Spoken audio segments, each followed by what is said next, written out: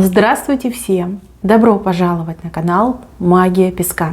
Дорогие мои зрители, всех вас сердечно благодарю за ваши лайки, хорошие добрые комментарии, за вашу поддержку, за ваши просмотры. Земной вам поклон! Давайте сегодня сделаем отсыпочку на вашего мужчину. А тема звучит так: что он думает о вас прямо сейчас, в этот самый момент, его мысли. Загадайте, пожалуйста, на мужчину и давайте посмотрим. Я прошу высшие силы дать мне возможность ответить на все ваши вопросы и послать для вас только самую важную, нужную и полезную информацию.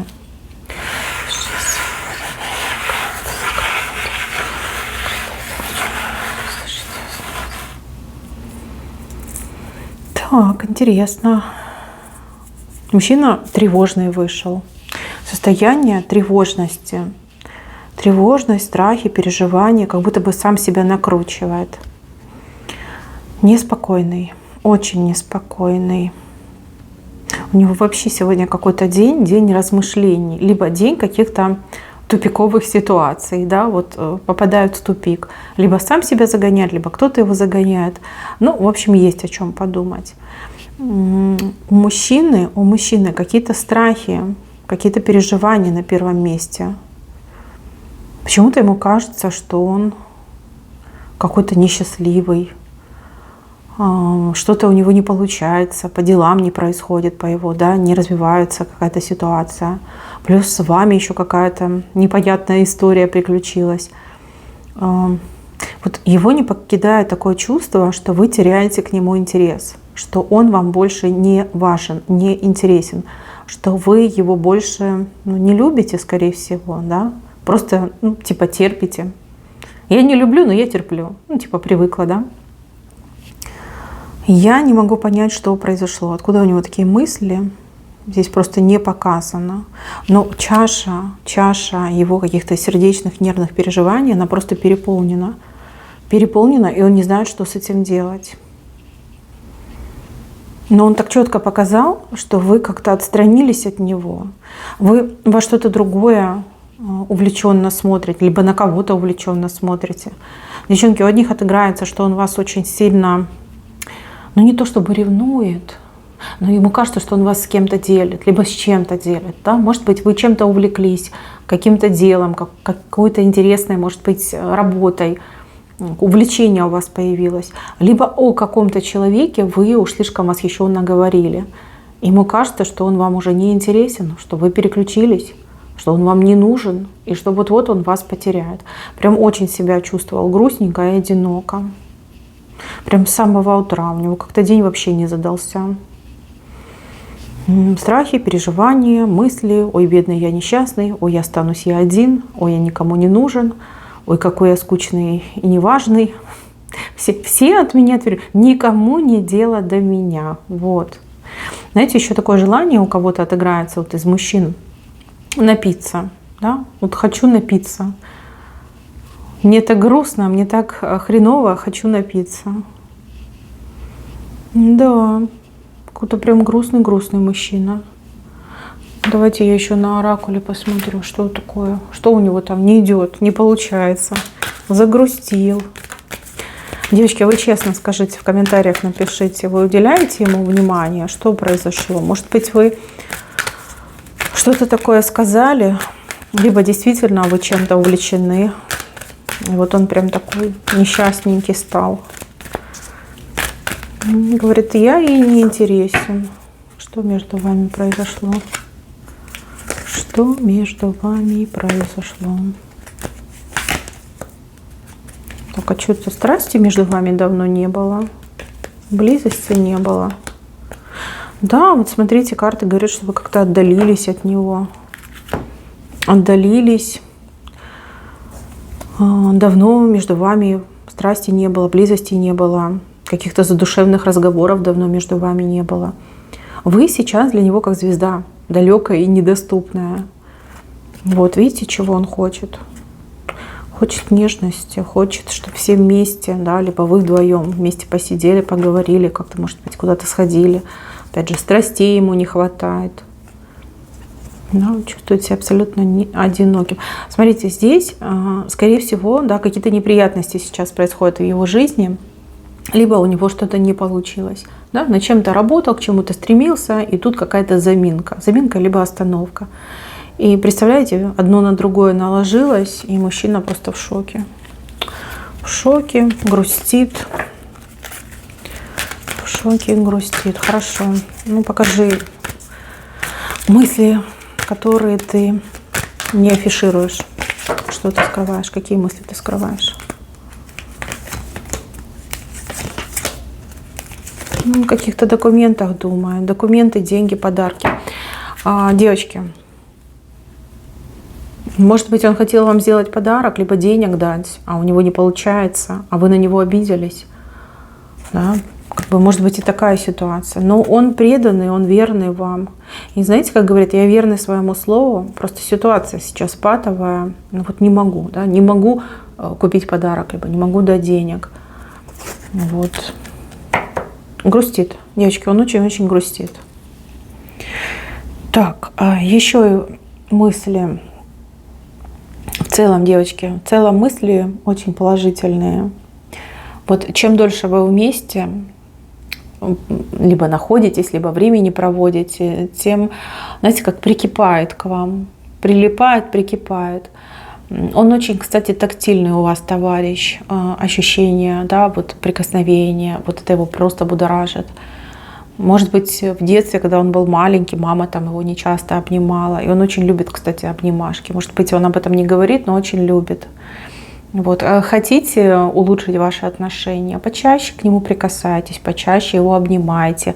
Там можно там, целовать его, там, щечку поцеловать. Да? Вот прям прижимать его к себе надо. Это его очень расслабляет, это его вдохновляет, и это его просто, как знаете, гипнотизирует. Такой совет. Он очень любит эти моменты. И был какой-то момент между вами, когда вы там, видно, обнимались, либо вы его нежно целовали, может быть, по голове гладили. Он его очень часто вспоминает. То есть в каких-то стрессовых ситуациях, когда прям совсем ему плохо, он постоянно прокручивает это воспоминание. Если между вами такой ситуации не было, то он просто мечтает об этом, да, чтобы вы его там пообнимали, по голове погладили, поцеловали. Вот этого очень хочется. Очень-очень хочется. Так, еще, девочки, он думает о какой-то поездке с вами. Но это больше как на план похоже. Вот куда-то вас отвезти, увезти. Либо просто человек мечтает взять вас в охапку и куда-нибудь на отдых. Да, чтобы вы, да он и никого больше. Прям очень хочется. Очень хочется именно, чтобы без телефонов, не знаю, там, без компьютеров, без телевизоров, только вы и он. Чтобы время очень хорошо вместе провели. Так, еще он думал о том, что вы очень сильно поменялись за последнее время. Опять же, может быть, он сам себе это все надумал. Может быть, вы действительно сейчас работаете, там, с чем-то занимаетесь, с кем-то что-то делаете на двоих. Ему кажется, что вы очень стали активной, очень деловой, очень самостоятельной, стремитесь постоянно к какой-то независимости. Ему кажется, что вы как будто бы хотите кому-то что-то доказать. Кому-то что-то доказать, да. Иногда он даже принимает на свой счет, ну, из серии, типа, она мне не верит, либо она в меня не верит, поэтому она там много работает, да, либо поэтому она занимается бизнесом, поэтому она что-то делает. Но опять же, ну, это нехватка вас в его жизни, нехватка между вами теплоты и нежности. Может быть, вы действительно сейчас какой-то проект новый взяли, либо чему-то учитесь. Да? Может, работаете вы очень много, устаете, поэтому не уделяете ему внимания.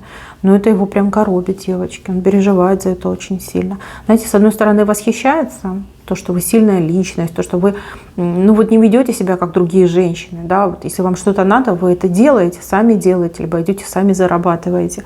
Вы не выпрашиваете. Ну да, вы можете спросить, но так, что прям выпрашивать. Не-не-не, вы так никогда не делаете. Это его, с одной стороны, восхищает, а с другой стороны, он понимает, что а я ей ведь и не особо нужен, да? А зачем ей нужен, если она сама все может сделать и всего сама может добиться?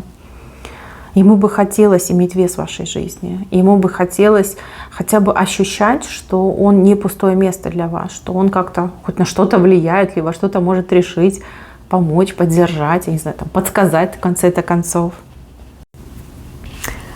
Я не могу сказать, что он вас прям ревнует, этого я не вижу, потому что он считает вас очень честной и порядочной женщиной. Но с другой стороны, ему все время кажется, что делит, он вас с кем-то делит.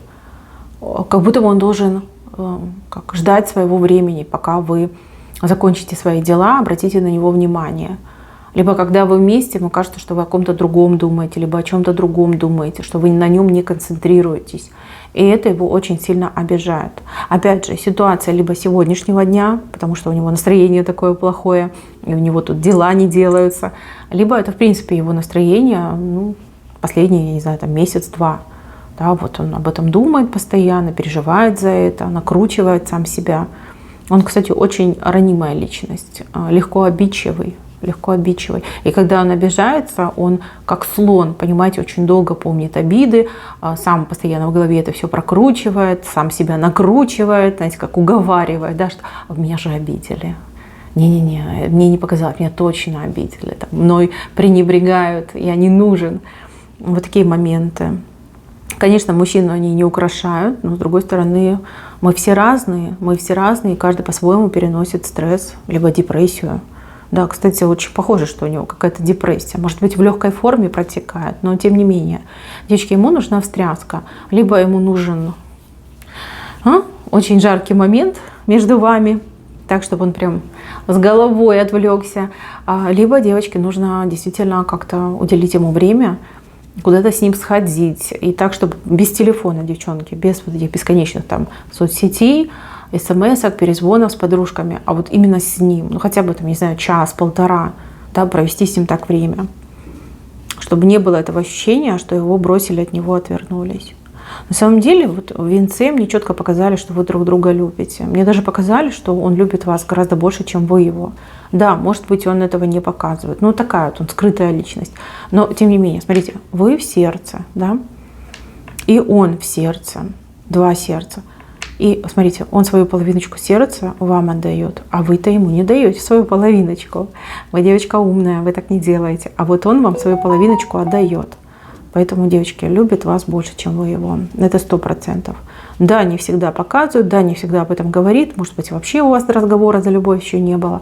Но то, что он свою половиночку вам отдает, это 100%. Так, еще его мысли. Сегодня он думал о каких-то серьезных шагах совместных с вами. То есть он готов делать шаги в вашу сторону, но он должен видеть вашу заинтересованность. То есть, знаете, из серии, я бы ей предложил замуж, да, но я не уверен, нужно ли ей это в принципе, да, хочет ли она замуж, хочет ли она за меня замуж, да, доверяет ли она мне настолько, чтобы стать моей женой. Если вы уже в браке с этим человеком, ему однозначно хотелось бы как-то укрепить ваши отношения. Укрепить, но опять же, есть сомнения, нужно ли это вам, хотите ли вы этого. Да, вот такие у него переживания, сомнения. Если вы с человеком еще не встречаетесь, то здесь сомнения по поводу того, захотите ли вы вообще принять его предложение. Да, вы ведь ему тут транслируете, что вы самостоятельная, независимая, с обширным кругом интересов. То есть, знаете, как хочется и колется. То есть очень много он думает, очень много сомневается. Опять же, мне почему-то кажется, что это его природа. Такой вот он человек, да, по природе такой. Постоянно думать, сомневаться, в меланхолии находиться. Он вам еще кое-что не сказал, девочки, очень важное. Ему кто-то что-то предложил, либо какой-то разговор был, да, вот что может быть такой-то вариант. Но для этого нужны какие-то жертвы. Жертвами может быть там вложение денег. Жертвой может быть переезд в другой город, в другую страну, смена профессии, да, вот что-то нужно пожертвовать. И вот он об этом думает периодически. Сначала он отверг это предложение, либо этот разговор отверг, а потом он так посидел, подумал, говорит, это ж мой шанс на самом-то деле. Он не знает, как вам сказать.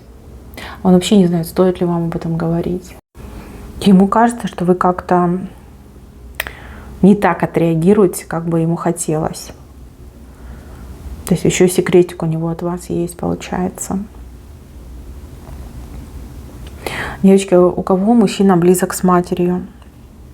То есть он со своей мамой близок и постоянно общается. Здесь явно есть какая-то критика со стороны его мамы в вашу сторону. И он очень хотел бы, чтобы вы с ней подружились.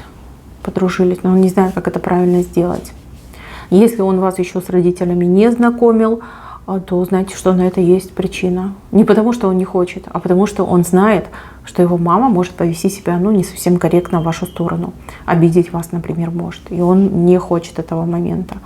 Он пытается маму уговорить на вас, например, да, либо смягчить ее настроение в вашу сторону. Но, тем не менее, что-то есть. Что-то вы не нравитесь. Может быть, она вас плохо знает. Либо, в принципе, женщина такая, знаете, собственница ревнивая. Если вы уже в паре в браке, и между вами и его мамой есть какие-то напряженные отношения, то, девочки, он просто мечтает о том, чтобы вы подружились, потому что вы обе очень дороги ему. Дороги каждая по-своему, конечно. Конечно, такие вещи не сравнивают, но тем не менее. Он не может отказаться от вас, и также он не может отказаться от своей мамы. И он, получается, как в центре стоит, да, и разрывается между вами и своей мамой.